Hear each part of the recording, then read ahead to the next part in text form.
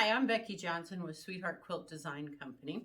And today we thought we'd just have a little fun with what we are lightheartedly calling quilt myths. And there's beliefs that are passed down around among the quilting community that are ideas of how to do things that become so strongly embedded that they become absolutes. So we're just going to have a little fun with that. So the first one we're going to start with is always press your seams toward the dark. Now, there's a lot of good reasons to press your seams toward the dark. This quilt right here is the quilt that I teach in Quilting 101. And as I tell my students, I'm not just teaching you how to make this quilt, I'm teaching you how to quilt and how to think about quilting. So in this quilt, we start with this very simple block, the 9-patch block.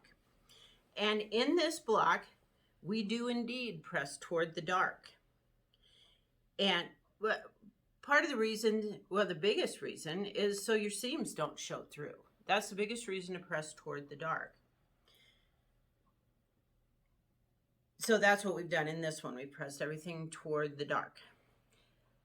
But what I tell the Quilting 101 students is pressing toward the dark is kind of like I before E except after C, or when it sounds like A as in neighbor and way. It's not an absolute rule. And I tell them next week I'm going to show you why you wouldn't want to press toward the dark. So the next block that we do is this one. So we've added half square triangles. And the triangles we press toward the dark for the reason we just stated, so the seam won't show through our lighter fabric.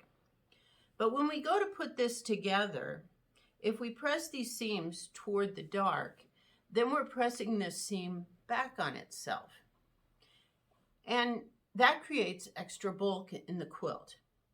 So in this case, we're sewing the block to solid sashing, so we're not trying to nest to anything. So it doesn't matter which way we press it. So in this case, we're going to press toward the light just to create less bulk in the seams. Now, some people say, well, what about pressing the seams open? And for the most part in quilting, you want to press your seams to one side or the other. The reason being, well, for one thing, it's faster and it's easier. It's kind of difficult to press seams open. And that you do want to do that occasionally if there's so much bulk in the seam because of the angles and everything else, then you want to press them open. But for the most part, we press them to one side. And I'll show you what I mean about the nesting. So you can see, whoops, I got something I got to fix. In this block, this 4-patch here, I've pressed that one that way and this one this way. So then when I go to put this together, you see how I can match up those seams? We call that nesting. And I teach myself to feel that to make sure there's not a space in between or they're not overlapping. But it's very easy just by nesting those seams to line up this seam. If you press them open, you're going to have to pin on both sides and hope it doesn't shift while you're sewing it.